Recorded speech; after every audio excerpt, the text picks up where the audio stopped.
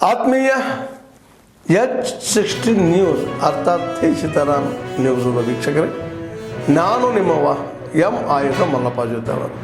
ತಾವು ಈಗ ಸುದ್ದಿಗಳ ಲೋಕಕ್ಕೆ ಎಂಟ್ರಿ ಹೊಡಿತಾ ಇದ್ದೀರಿ. ಈ ಸುದ್ದಿಗಳನ್ನು ಪ್ರತಿಯೊಂದು ನೋಡೋ ಜೊತೆಗೆ ನಿಮ್ಮ ಅಭಿಪ್ರಾಯಗಳನ್ನು ಹಚ್ತಾ ಇರ್ರಿ. ಯಾಕಂದರೆ ಈ ಸುದ್ದಿಗಳು ನಿಮಗಾಗಿ, ನಿಮ್ಮ ಬದುಕಿಗಾಗಿ, ನಿಮ್ಮ ವೈಚಾರಿಕೆಗಾಗಿ, ನಿಮ್ಮ ತಿಳುವಳಿಕೆಗಾಗಿಯೂ ನಿಮಗೂ ಗೊತ್ತು. ಜೊತೆಗೆ ನಮಗೂ ನಿಮ್ಮೊಂದಿಗೆ ಇದೊಂದು ಮಾತಾಡುವಂಥ ಜೊತೆಗೆ ಸುದ್ದಿಗಳನ್ನು ಬಿಡುವಂಥ ಕೆಲಸ. ಈ ಕೆಲಸದಲ್ಲಿ ನಾವು ನಿಮ್ಮೊಂದಿಗಿದ್ದೀವಿ ಅಂತ ಹೇಳ್ತಾ ನೋಡ್ತಾ ಇರಿ ಸುದ್ದಿಗಳನ್ನು. ಪತ್ರಕರ್ತ ಮಿತ್ರರೇ, ತಮ್ಮೆಲ್ಲರಿಗೂ ಇವತ್ತಿನ ಪತ್ರಿಕಾಗೋಷ್ಠಿಗೆ ಮೊದಲನೇದಾಗಿ ಸ್ವಾಗತವನ್ನು ಬಯಸ್ತಾ ಇದ್ದೀನಿ. ಇವತ್ತಿನ ಪತ್ರಿಕಾಗೋಷ್ಠಿಯ ವಿಷಯ ಏನಂದ್ರೆ, ಅಧಿವೇಶನ ನಡೆದ ಸಮಯದಲ್ಲಿ ಸದನದಲ್ಲಿಯೇ ಸಚಿವರಾದಂಥ ಶ್ರೀ ರಾಜಣ್ಣವರು ಹನಿ ಟ್ರ್ಯಾಪ್ ಹೇಳಿಕೆಯನ್ನು ನೀಡಿದರು. ತಮಗೆಲ್ಲ ಗೊತ್ತಿದ್ದಂಥ ಸಂಗತಿ. ಈ ಹನಿ ಟ್ರ್ಯಾಪ್ ವಿಷಯಕ್ಕೆ ಸಂಬಂಧಪಟ್ಟಂತೆ ರಾಜಣ್ಣವ್ರ ಮೇಲೆ ನಾನು ದೂರು ಕೊಟ್ಟಿದ್ದೆ ಬೆಂಗಳೂರಿನ ಜೆ.ಸಿ. ಪೊಲೀಸ್ ಠಾಣೆಯಲ್ಲಿ. ನನ್ನ ದೂರಿನಲ್ಲಿ ಏನಿತ್ತು ಅಂದ್ರೆ, ಸಚಿವರಾಗಿ ಪ್ರಮಾಣ ವಚನ ಸ್ವೀಕರಿಸುವಂಥ ಸಮಯದಲ್ಲಿ ರಾಜಣ್ಣವರು ಗೋಪ್ಯತಾ ಪಾಲನೆ ಮಾಡ್ತು ಅಂತೇಳಿ ಪ್ರಮಾಣ ವಚನ ಸ್ವೀಕಾರ ಮಾಡಿರ್ತಾರೋ. ಅಂದರೆ ಏನಪ್ಪ, ತನಗೆ ತಿಳಿದು ಬರುವ ಯಾವುದೇ ವಿಷಯವನ್ನು ಅವಶ್ಯವಿಲ್ಲದ ಸಮಯದಲ್ಲಿ ಅಲ್ಲದೆ ಯಾರ ಮುಂದೆ ಅದನ್ನು ಪ್ರಚುರಪಡಿಸುವುದಿಲ್ಲ ಅಂಥೇಳಿ ಅವರು ಪ್ರಮಾಣ ವಚನ ಸ್ವೀಕಾರ ಮಾಡಿರ್ತಾರೋ. ಆದರೆ ಪ್ರಜಾಪ್ರಭುತ್ವದ ದೇಗುಲಂತೆ ಕರೆಯುವ ಈ ಸದನದಲ್ಲಿ ಅವರು ಹನಿ ಟ್ರ್ಯಾಪ್ದಂಥ ಅಶ್ಲೀಲ ಪದಗಳನ್ನ ಬಳಸೋ ಮೂಲಕ ತಮಗೆ ತಿಳಿದು ಬಂದಂಥ ವಿಷಯವನ್ನು ಸದನದಲ್ಲಿ ಬಹಿರಂಗವಾಗಿ ಹೇಳೋದ್ರ ಮೂಲಕ ಅವರು ಗೋಪ್ಯತಾ ಪಾಲನಾ ಪ್ರಮಾಣ ವಚನ ಮಾಡಿದಂತೆ ನಡೆದಿಲ್ಲ. ಇದರಿಂದ ಸಂವಿಧಾನಕ್ಕೆ ಅಪಚಾರವಾಗಿದೆ ಅಂತೇಳಿ, ಆದ್ದರಿಂದ ಕೂಡಲೇ ರಾಜಣ್ಣವ್ರ ಮೇಲೆ ಕಾನೂನು ರೀತಿ ಕ್ರಮ ಕೈಗೊಂಡು ಅವ್ರನ್ನ ವಶಕ್ಕೆ ಪಡೆದ ಈ ಏನು ಅಶ್ಲೀಲ ಸಿಡಿಗಳದಾವ ಅಂತ ಹೇಳಿದಾರೋ, ಹನಿ ಟ್ರ್ಯಾಪ್ ಸಿಡಿಗಳು, ಅದ್ರ ಬಗ್ಗೆ ತನಿಖೆ ಮಾಡ್ಬೇಕಂತೇಳಿ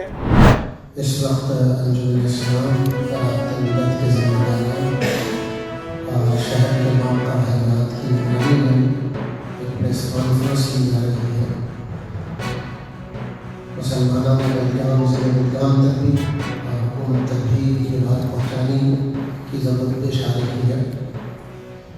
इस वक्त पूरे मुल्क के मुसलमान मौजूदा वक्फ कानून से मुताल्लिक़ बेचैन हैं और मुसलमान इस नए कानून को अनकॉन्स्टिट्यूशनल समझते हैं, गैर कानूनी समझते हैं। जिस तरीके से इसको पार्लियामेंट में, राज्यसभा, लोकसभा में पेश किया गया और जिस तर्ज से कानून बनाया गया, इससे मुसलमानों की बेचैनी बढ़ी हुई है। इसलिए मुसलमान इसको कभी कबूल नहीं कर सकते। इसलिए पूरे मुल्क में बरादरान वतन के साथ मिलकर, सेकुलर भाइयों और के राजनीतिक भाइयों के साथ मिलकर ये आवाज़ उठाई जा रही है कि ये जो नया वक्फ का कानून आया है, मुसलमान इसको रिजेक्ट करते हैं और जब तक इसको वापस नहीं लिया जाएगा मुल्क में आवाज़ लगाई जाती रहेगी और इसके लिए कोशिश की जाती रहेगी। आपके साथ में हैं और सब मिलकर जो भी इसके ऊपर जो बीती है, हमें ऐसा लगता है कि हमारे फैमिली से बीता है। हम एक आवाज़ में पूरे वतन पर से, स्पेशली पूरे बेलगाम के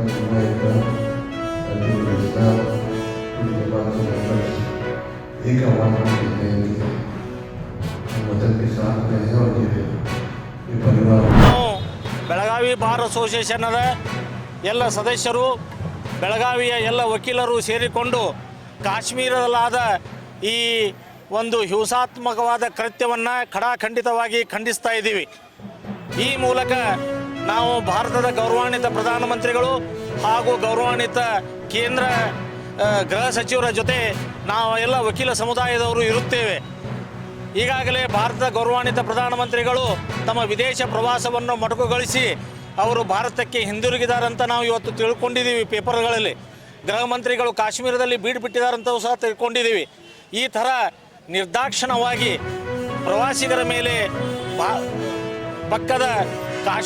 ಪಕ್ಕದ ಪಾಕಿಸ್ತಾನದ ಸರ್ಕಾರದ ಒಂದು ಕುಮ್ಮಕ್ಕಿನಿಂದ ಈ ರೀತಿ ಹೀನಾಯ ಕೃತ್ಯಗಳನ್ನು ಮಾಡಿ ಜನರ ಪ್ರಾಣವನ್ನು ತೆಗಿತಾ ಇದ್ದಾರೆ. ನಾವು ಇವತ್ತಿನ ದಿನಪತ್ರಿಕೆಗಳನ್ನು ಓದಿದರೆ ಬಹಳ ಆಶ್ಚರ್ಯವಾಗಿದೆ. ಈ ನಮ್ಮ ಟೆರರಿಸ್ಟ್ಗಳು ಕೊಲ್ಲುವಾಗ ಸಹ ಜನರ ಧರ್ಮವನ್ನು ಪರೀಕ್ಷಿಸಿ ಕೊಲ್ತಾ ಇದ್ದಾರೆ ಅನ್ನೋದನ್ನು ನಾವು ಇವತ್ತಿನ ದಿನಪತ್ರಿಕೆಗಳಲ್ಲಿ ಓದಿ ತಿಳ್ಕೊಂಡಿದ್ದೀವಿ. ಇದು ತೀರಾ ಹೀನಾಯವಾಗಿದ್ದು ಖಂಡನೀಯವಾಗಿದ್ದು ಇದರ ಬಗ್ಗೆ ಭಾರತ ಸರ್ಕಾರವು ಕೂಡಲೇ ಒಂದು ಕಠಿಣವಾದ ಉಗ್ರವಾದ ಕ್ರಮವನ್ನು ಕೈಗೊಳ್ಳಬೇಕು. ಆತ್ಮೀಯರೇ, ಎಲ್ಲ ಸುದ್ದಿಗಳನ್ನು ನೋಡಿದ್ರಲ್ಲ, ಏನು ಅನಿಸ್ತು ನಿಮಗೆ? ಇದರಲ್ಲೇ ನಿಮ್ಗೆ ಲೈಕ್ ಆಗಿರ್ಬೋದು, ಡಿಸ್ಲೈಕು ಆಗಿರ್ಬೋದು, ಕಾಮೆಂಟ್ ಬೇಡಪ್ಪ ಅಂತೂ ಅನಿಸಿರ್ಬೋದು, ಕಾಮೆಂಟ್ ಮಾಡಬೇಕಪ್ಪ ಅನಿಸ್ಬೋದು, ಶೇರ್ ಮಾಡಬಾರ್ದಪ್ಪ ಅನಿಸಿರ್ಬೋದು, ಅದು ಮಾಡಬೇಕು ಅನಿಸಿರ್ಬೋದು. ಏನಾದರೂ ಆಗಲಿ ಶೇರ್ ಮಾಡ್ತಾಯಿರಿ, ಈ ನ್ಯೂಸ್ಗಳನ್ನ ಹಂಚ್ತಾ ಇರಿ, ಜೊತೆಗೆ ಇದಕ್ಕೆ ಸಬ್ಸ್ಕ್ರೈಬ್ ಆಗ್ತಾಯಿರಿ ಅಂತ ಹೇಳ್ತಾ H16 ನ್ಯೂಸ್ ಅರ್ಥಾತ್ ಹೇ ಸೀತಾರಾಮ್, ಇದು ಸತ್ಯದ ಕೈಗೆ ನಡಿ. ವಂದನೆಗಳು.